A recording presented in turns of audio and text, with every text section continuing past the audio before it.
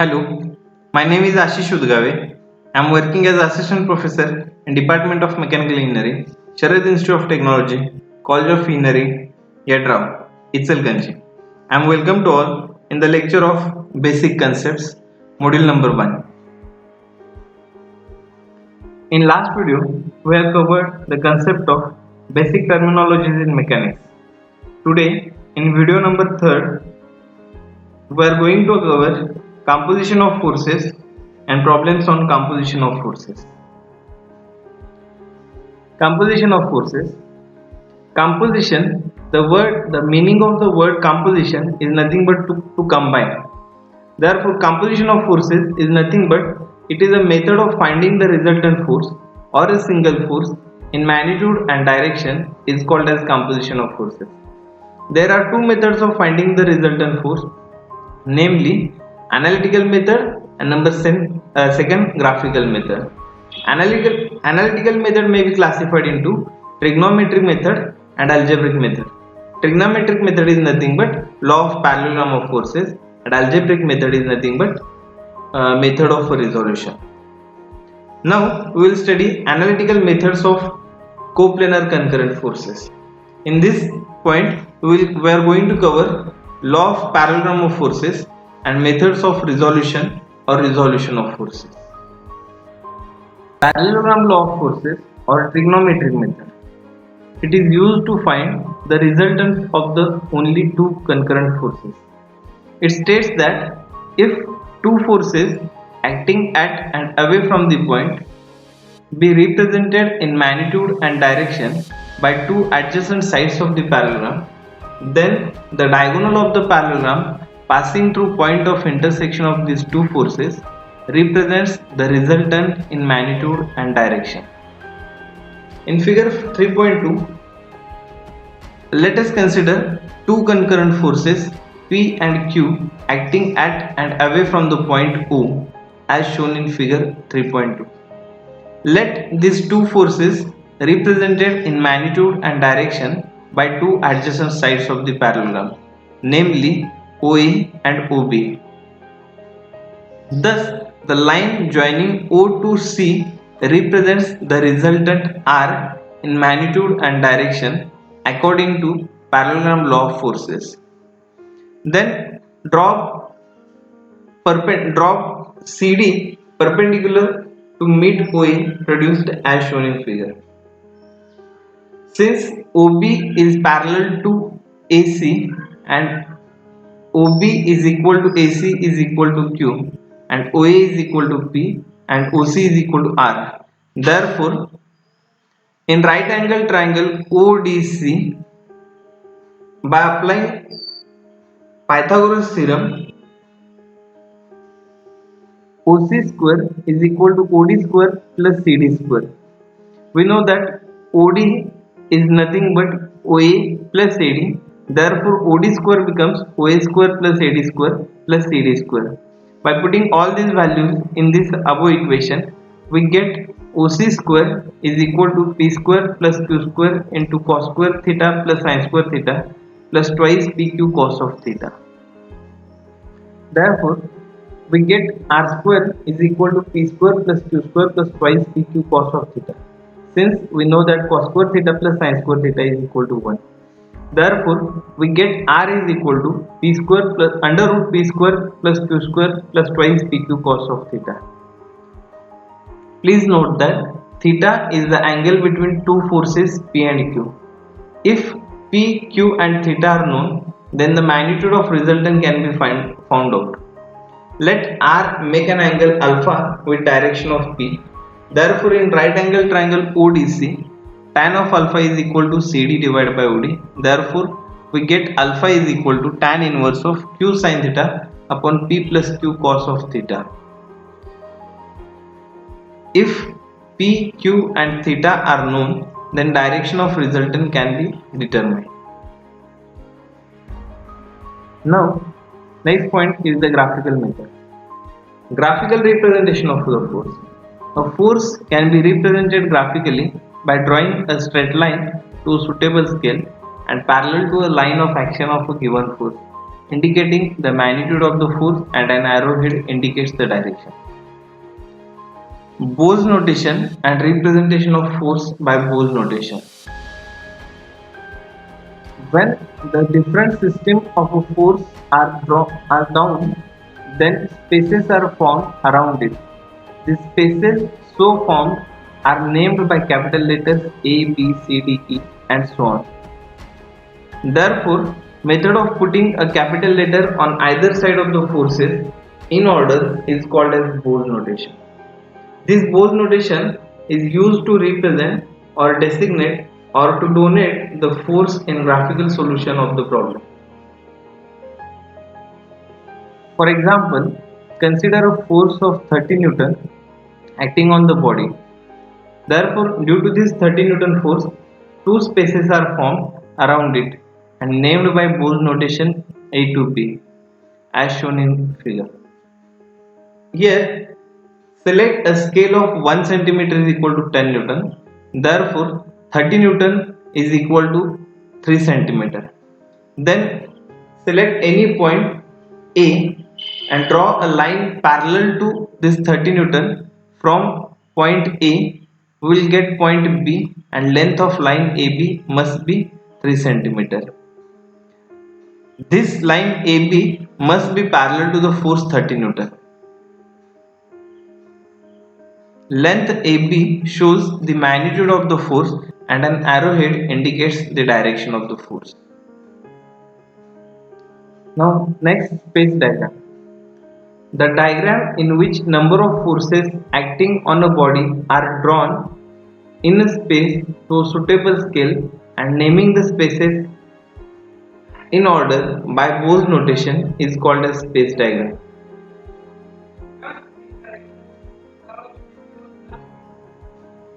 In the above figure, there are 5 forces F1, F2, F3, F4 and F5.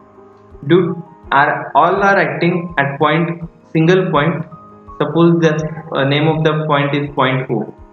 Due to these 5 forces, the total space is divided into 5 quadrants.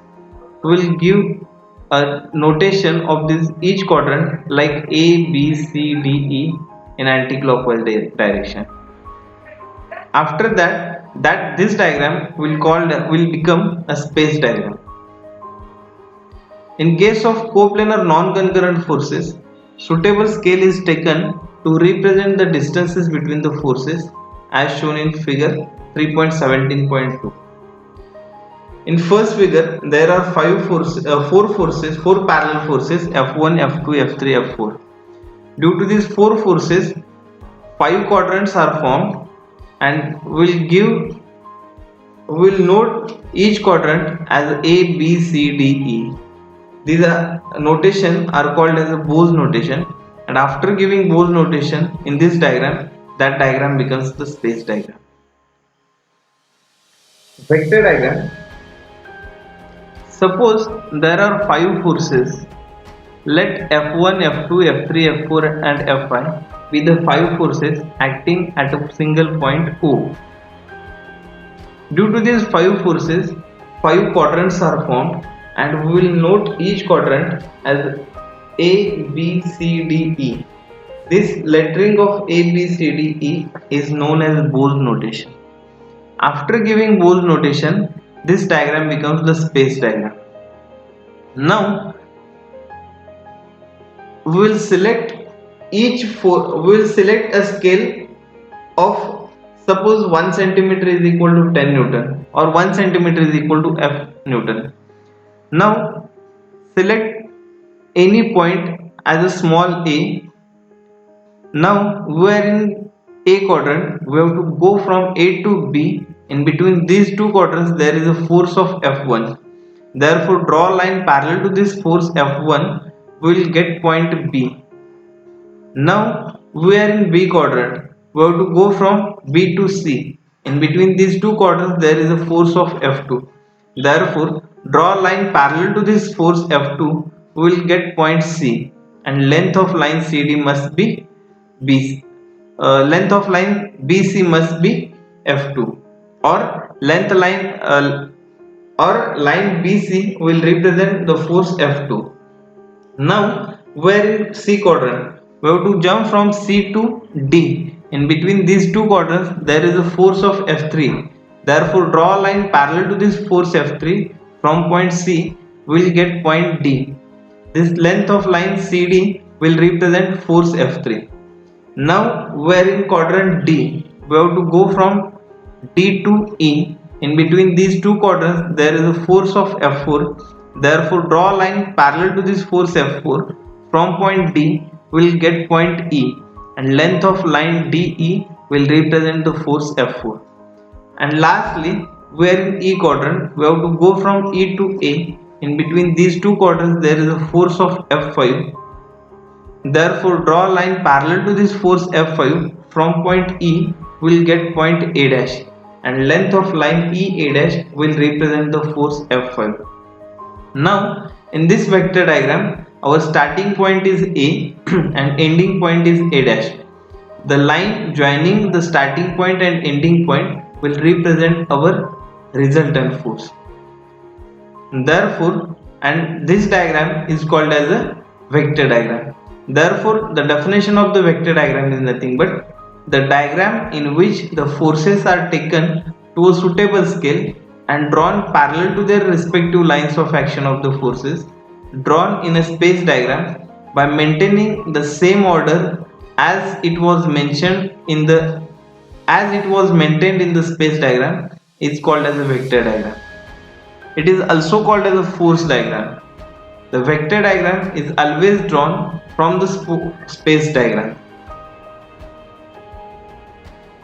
Triangle law of forces. Consider the figure 3.19.1. There are two forces, namely P and Q. These two forces are meeting at point O. Suppose magnitude of force P is 10 Newton and magnitude of force Q is 15 Newton. Due to these two forces, the total space is divided into two quadrants, and we will note these two quadrants as A and B. This notation is called as a Bose notation, and after giving Bose notation, that diagram becomes the space diagram.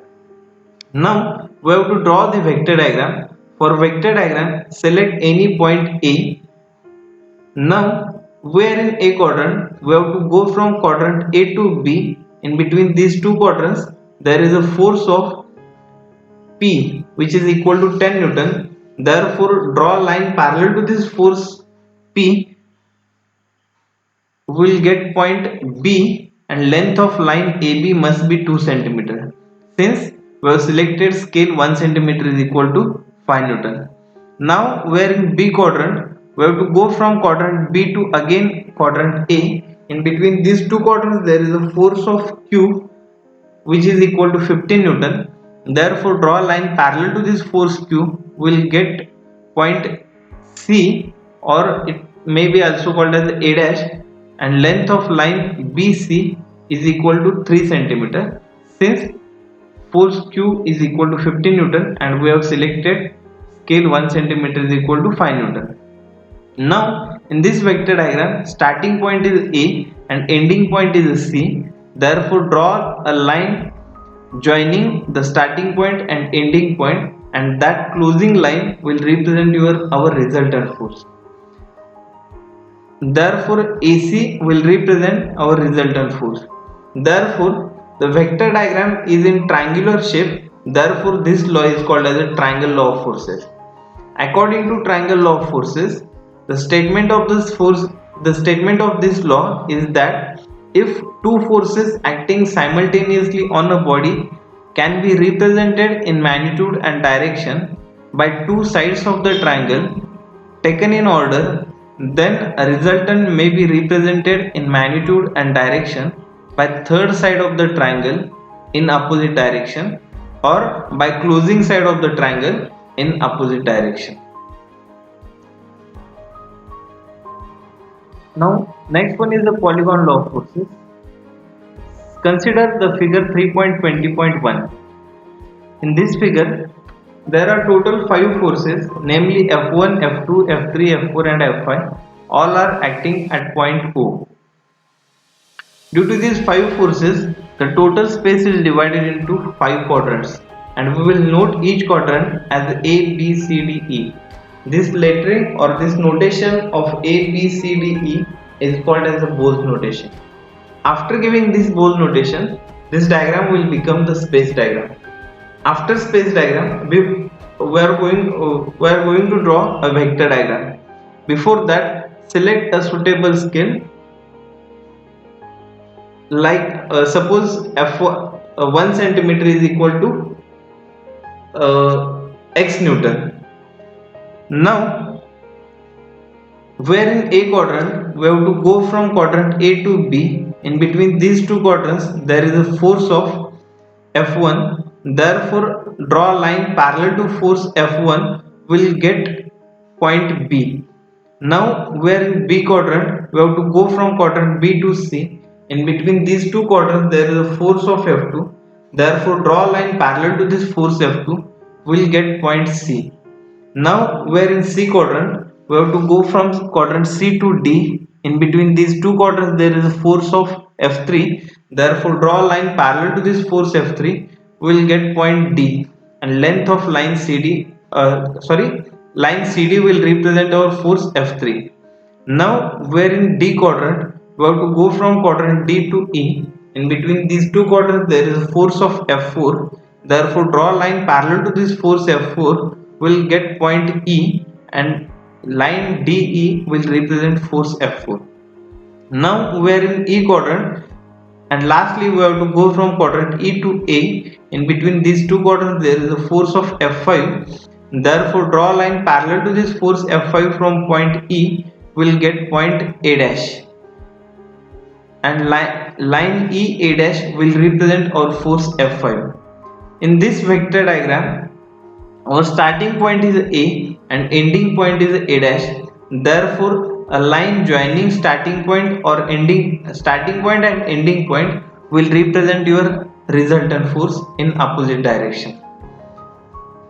Therefore, the statement of polygon law of forces is that when the number of forces of a different force system acting simultaneously on a body are represented in magnitude and direction by the sides of the polygon taken in order, and the resultant may be represented in magnitude and direction by the closing side of the polygon taken in opposite sense. The polygon law of forces are further named as force diagram or vector diagram. This law is used to find the resultant of the different system of forces graphically. Now we are going to solve the problems on law of parallelogram of forces. The first problem is that if two forces 40 Newton and 30 Newton are acting at and away from the point and making an angle of 30 degree with each other, find resultant. In this problem, the given entities are angle between these two forces theta is equal to 30 Newton. Let P is equal to 40 Newton and Q is equal to 30 Newton. Then by using law of parallelogram of forces, we know that R is equal to under root P square plus Q square plus twice PQ cos of theta. By putting all these values in this above equation, we get R is equal to 67.66 Newton. And we have to also find the direction alpha. We know that direction alpha is equal to tan inverse of Q sin theta upon P plus Q cos of theta. By putting the given entities in the above equation, we get alpha is equal to 12.78 degree. Therefore, resultant makes an angle of 12.78 degree with 40 Newton force. Now problem number 2. Two forces Fa is equal to 6 Newton horizontal and Fb is equal to 8 Newton inclined act on a particle, and their lines of action are inclined to each other at an angle of 70 degree. Find resultant. In this problem, given entities are P is equal to Fa is equal to 6 Newton and Q is equal to Fb is equal to 8 Newton, and direction theta is equal to 70 degree. By applying law of parallelogram of forces, we know that R is equal to P square plus Q square under root P square plus Q square plus twice PQ cos of theta. By putting all the given values in the above equation, we get R is equal to 11.5 Newton. We also know that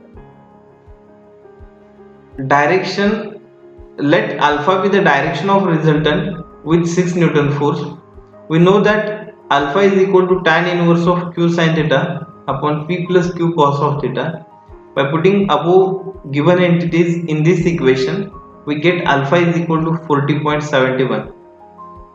This alpha is equal to 40.71 degree is the direction of resultant with 6 Newton force.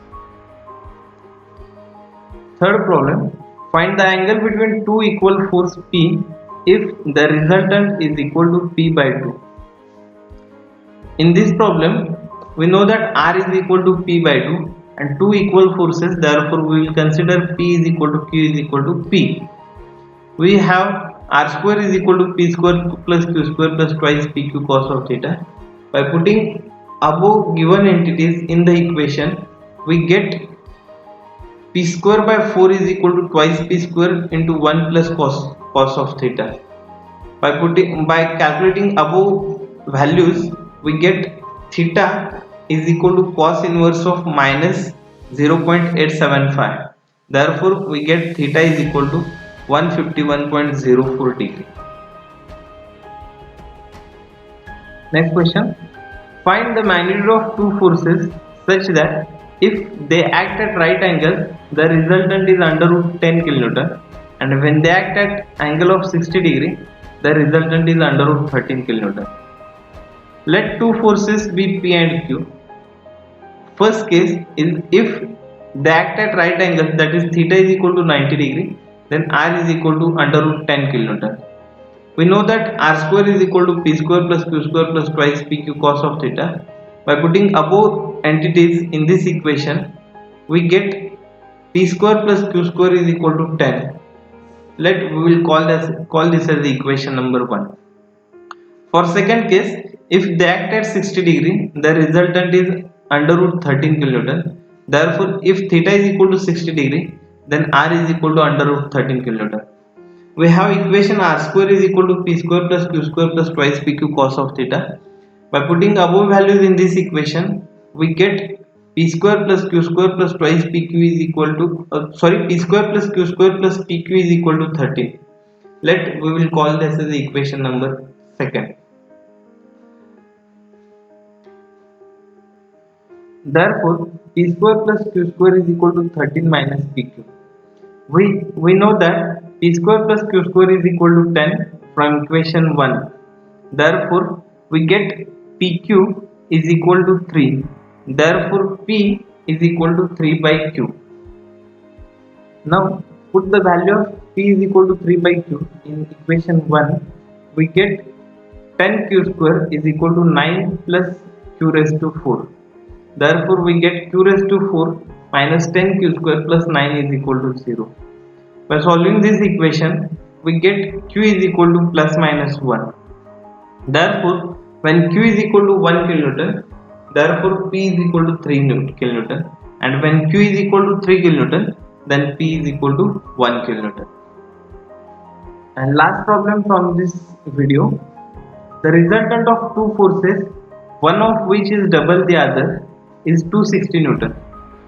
If the direction of larger force is reversed and other remains unaltered, the resultant reduces to 180 Newton. Determine the magnitude of the forces and the angle between the forces.